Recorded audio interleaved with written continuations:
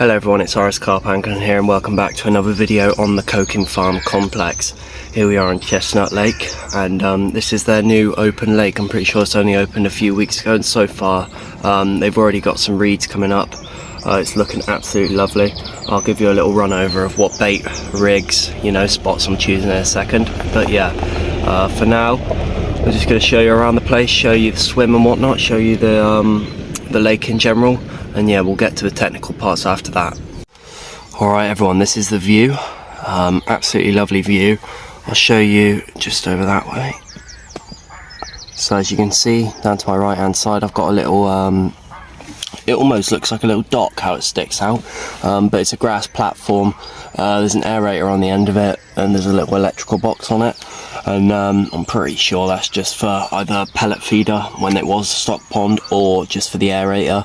A lovely little margin down there, and I've got a rod down there at the moment. Just on the little spot where there's a little gap, seems like there's been some geese or swans, coming in and out of there. So yeah, and then panning over this way, we've got just straight out in front of us a nice long margin. I've gone up there and there actually seems to be some little bits of weed and leaves sticking out the water. So yeah, it seems like there must be like a little, I'm not too sure what it is because it's not really weed. It almost looks like someone's dropped a bush in the lake, but I'm sure it's actually an aquatic plant. And then going more over to the left, as you can see, there's another swim next to me that my dad's in at the moment. That one's got a nice margin on its left hand side and I'm pretty sure he's fishing in one of them. And he's also got a nice little tree as well just there, you can see on the left. So yeah, that one's quite nice, that swim. And then there's 4 more swims at the top of the lake on the right hand side, and they all have the availability to cast there, and basically there's a cut-off line, so I expect when the lake's full there'll be more lines coming over here. But yeah, looks quite good. But yeah, as you can see, how I mentioned about the reeds there coming up lovely, and once it's summer, once them reeds have all come up, this lake will look absolutely beautiful. Not like it doesn't already, but I'm sure it will be a damn sight better, once all them reeds are up and there's more leaves on the trees and stuff like that. But yeah, I'll show you around the on the other side of that like grass platform. Right everyone, so this is the other side. This is looking out from the 4 pegs that are congregated together. As you can see down here, this is what I mean by the spots where I'm pretty sure swans and geese have been coming in and out of. Just down there, I'm sure that's probably quite a nice feeding spot for carp. And I've also got one on my side. This is where I said I have the rig. The rig's placed around there, I won't get too close, just in case anything's down there. And this is that electrical box. And then you've got the aerator. I'm sure there probably used to be a pellet feeder there once it was a stock pond. But yeah, you can see they've got kind of like a little dip around there, and then this swim here has got this nice margin to fish to on this, and then around here, I'll bring you down it. As you can see, it's only a small walk from the car park to get to the swims we're in now, and I'm pretty sure you can also park on the side of the road to get in, although don't quote me on that because I'm not too sure. And as you can see down there, got a lovely reed line, and that's what I mean when I say in the summer this place is going to be absolutely stunning.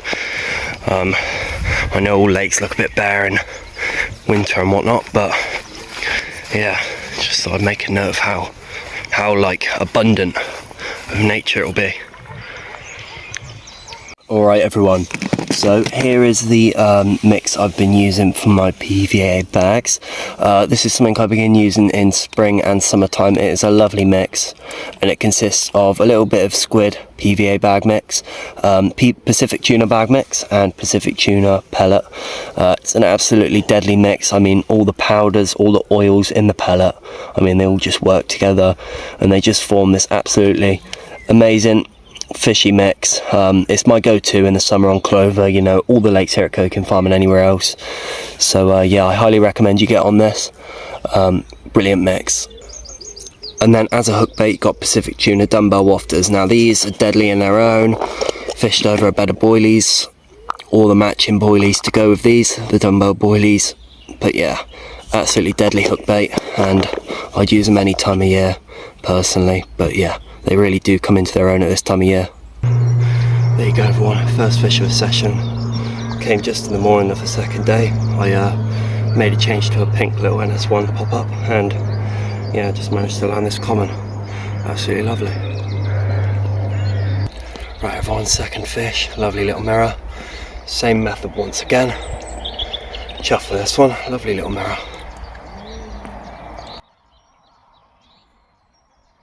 Right everyone, so as you can see here, this is where I caught the 2 fish from. I'll show you the other spot where I missed a run earlier. It kind of pulled up tight, rod bent round and there was nothing on the end. But yeah, it's a lovely little cutout area. I stuck a little landing net in there earlier, and it was about, you know, 3 foot deep, 2.5 foot deep. So quite a nice depth for catching carp. That's where I've had them from, probably just about there, innit? And then over here, just off this aerator, I had to run off there, just about, you know, a rod length off the aerator, casting over to about the boundary from the other swims we've got here, and yeah, that rod went. So yeah, not too bad. Right guys, definitely the biggest fish in my session yet. Lovely little fully scaled mirror. Well, I say fully scaled, nearly, but lovely fish nonetheless. Here's the other side, lovely. Right everyone, so I just thought I'd take you over the rig I'm using for this session. Now I'm going to make this nice and simple. So starting off at this end, you've got IB hooks size 6 curve, IB hooks hook bead, bait screw, tungsten kicker, 20-pound translink, and a tungsten anti-tangle sleeve on the translink using 06 crimps. And then on this rig, all I do is I grab this, put that on there, nice and simple. Sure, most of you know how to do this already. Just thought I'd demonstrate how the rig looks with it on. And yeah, sits absolutely lovely in the water, perfectly balances itself, and that is a 14mm NS1 from CC Moore. Lovely. You can also put a little bit of tungsten putty on, also maybe a little tungsten bead, but I find the tungsten kicker works fine for weighing it down. I mean, they're brilliant for, you know, using on these spinner rigs where, you know, it helps weigh down a smaller or even a larger pop-up, but I find with the larger pop-ups it tends to balance it perfectly. And then also this little product is absolutely brilliant for your hand sharpened hooks. Now these ones I use from IB are all hand sharpened, and when you hand sharpen a hook, no matter what brand hook you use, whether it's Corda, ESP, Nash, they all scrape back this coating on the hook, and scraping back that coating allows the hook to corrode on the tips. So I recommend buying some of this, and especially if you're fishing a pop-up, you just go like that, and that puts a nice coating on the end of your hook. You can even like dab it with your fingers a little bit just to neaten it up a little bit, and yeah, that just puts a nice waxy coating over your hook. A lovely little addition to your rig, and also, you know, your hook's sat under there as strong as it went out.